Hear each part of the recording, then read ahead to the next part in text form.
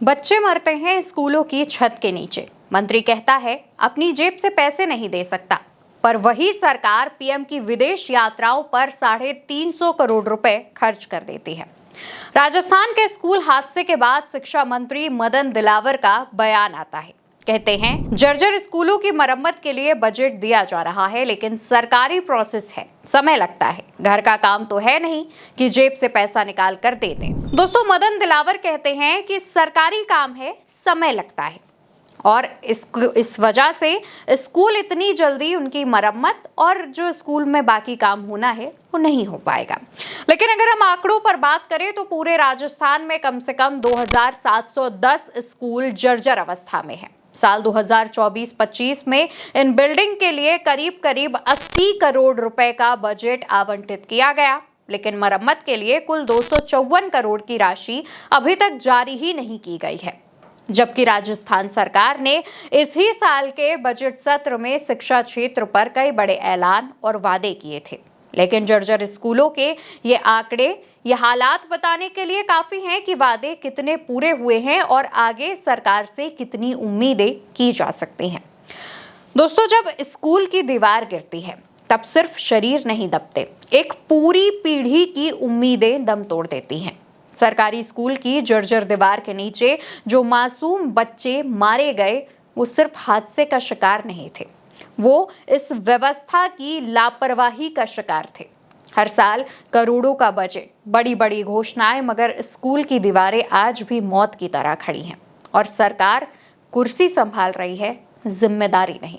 आम आदमी का बच्चा, गरीब का बेटा बेटी जो महंगे और निजी स्कूलों में महंगी फीस के कारण नहीं पढ़ सकते, दूर दराज गांवों में रहते हैं, सरकार जिनके नाम पर मुफ्त शिक्षा का वादा करती है, उनके नाम पर राजनीति करती है, पर सत्ता की कुर्सी संभालने के बाद मौन हो जाती है, अपने कहे वादे भूल जाती है और जो महंगे स्कूल में जाकर पढ़ नहीं पाते हैं वो ऐसे जर्जर अवस्था वाले सरकारी स्कूलों में पढ़ने पर मजबूर हो जाते हैं ताकि कुछ ही सही पर अपने भविष्य को संवार सके। ऐसे बच्चे ना सिर्फ मजबूर होते हैं बल्कि उनके परिवार, उनके परिजन भी ऐसी जर्जर अवस्था वाले स्कूलों में अपने बच्चे को भेजने पर मजबूर रहते हैं।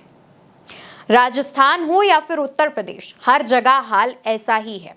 भाजपा की सरकार न सिर्फ राज्य में है बल्कि केंद्र में भी है।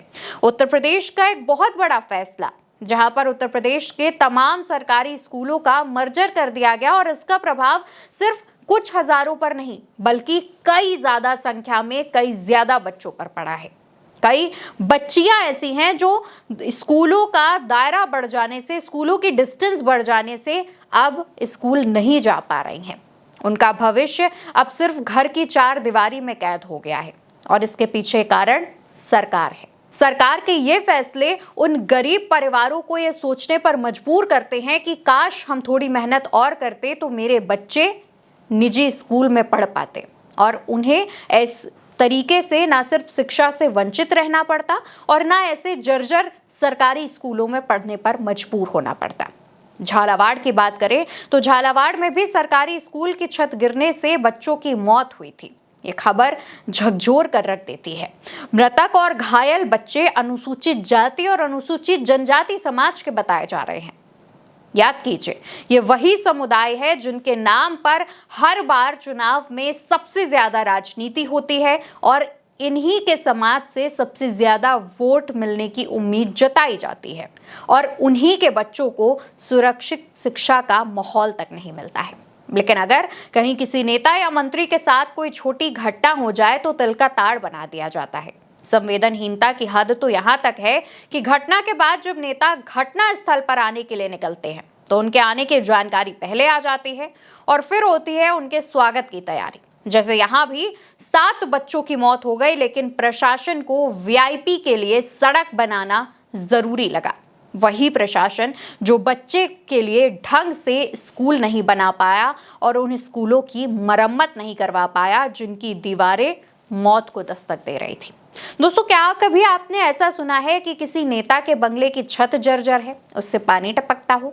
अरे यहाँ तो सरकारें नहीं बनती हैं तो लाखों करोड़ों खर्च करके उनके सरकारी बंगले रेनोवेट कराए जाते हैं।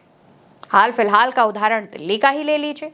और ऐसी घटनाएं जब होती हैं, जब कई मासूम बच्चे, कई मासूम लोग दम तोड़ते हैं, तो सरकार मौन हो जाती है। ना किसी नेता या मंत्री का इस्तीफा होता है और ना ही इन परिवारों की कोई सुध लेता है।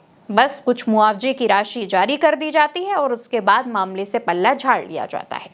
पर सरकार से सवाल यह है कि आखिर कब तक गरीबों के बच्चे तंत्र की चूक में दबते रहेंगे। और शायद किसी ने इस बात को ही लेकर कहा है कि अगर नेताओं के बच्चे सरकारी स्कूलों में पढ़ते तो ना छत गिरती, ना बच्चे मरते।